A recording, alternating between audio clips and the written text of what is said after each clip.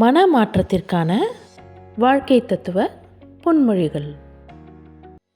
எச்சில் பட்ட வாழை இலைகள் தான் தூக்கி வீசப்படுங்க. எவ்வளவு எச்சில் பட்டாலும் தூக்கி வீசப்படாத ஒரே பொருள் பணம்ங்க.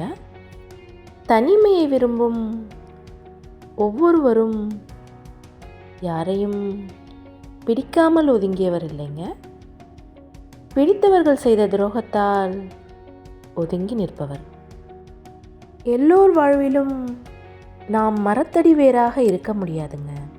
சிலர் வாழ்வில் உதிரும் இலையாகவும், சிலர் வாழ்வில் வெட்டப்படும் கிளையாகவும் இருந்துதான் ஆக வேண்டுங்க.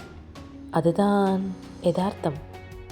உங்கள் உழைப்புக்கு ஏற்ற வருமானத்தை நீங்களே தீர்மானிக்கும் நிலை வரும் பொழுது உங்கள் வாழ்க்கை தரம் தானாக உயருங்க.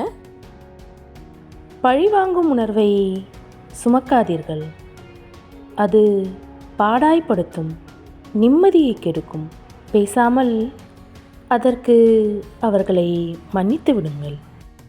நீங்கள் ஏற்றுக்கொண்டிருக்கும் சபதம் உங்கள் வைராக்கியமா அல்லது ஈகோவா என்று தெளிவாக புரிந்து கொள்ளுங்கள்.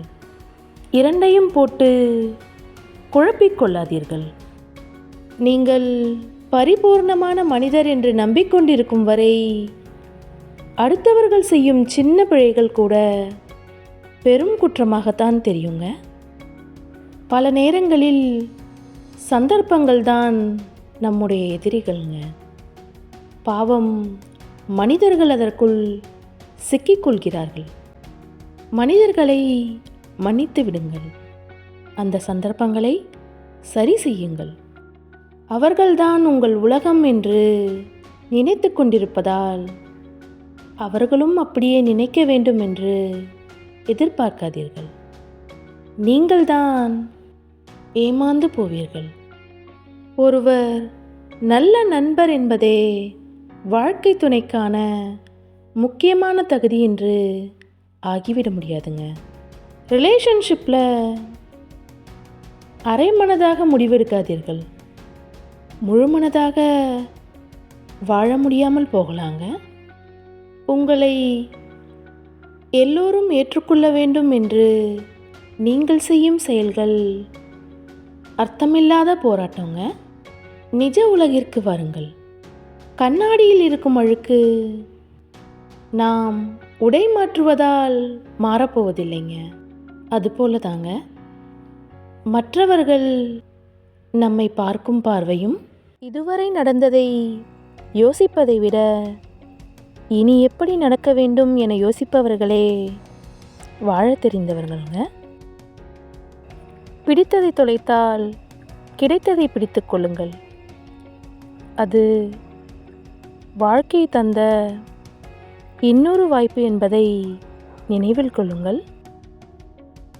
அதிகம் பேசி திகட்டி விடாதீர்கள். சிலரால் ஒதுக்கப்படுவீர்கள், சிலரால் மட்டம் தட்டப்படுவீர்கள். இவ்வளவு அன்பு வைக்கும் அளவிற்கு நம்மிடம் என்ன இருக்கிறது என்று யோசிக்க வைக்கும் ஒருவரை உங்கள் வாழ்க்கையில் சந்தித்திருந்தால் உண்மையாகவே நீங்கள் அதிர்ஷ்டசாலி தாங்க. வாழ்க்கையில் என்ன நடந்தாலும் உடைந்து போகாதீர்கள். உங்களை உடைப்பதற்கு ஒரு தருணம் உண்டென்றால் உங்களை உருவாக்குவதற்கும் பல தருணங்கள் காத்திருக்குங்க. ஏமாற்றி சொத்து சேர்க்கலாங்க, ஆனால் அதை அனுபவிக்க ஏமாற்றி ஆயுளை அதிகரிக்க முடியாதுங்க. உருவம் என்பது பெற்றோர் நமக்கு கொடுத்த அடையாளங்க. ஒழுக்கம் என்பது நமது அடையாளத்திற்கு நாம் கொடுக்கும் உருவங்க. கோபம் ஏற்படும் போதெல்லாம் அதை அடக்கி ஆள கற்றுக்கொள்ளுங்கள். கோபம் என்பது பிறரால் ஏற்படும் குணம்தானே தவிர உங்களின் பிறவி குணம் அல்லங்க. படுத்து கிடப்பவனுக்கு பகல் கூட இரவுதாங்க. எழுந்து உழைப்பவனுக்கு திசையெல்லாம் கிழக்குதாங்க.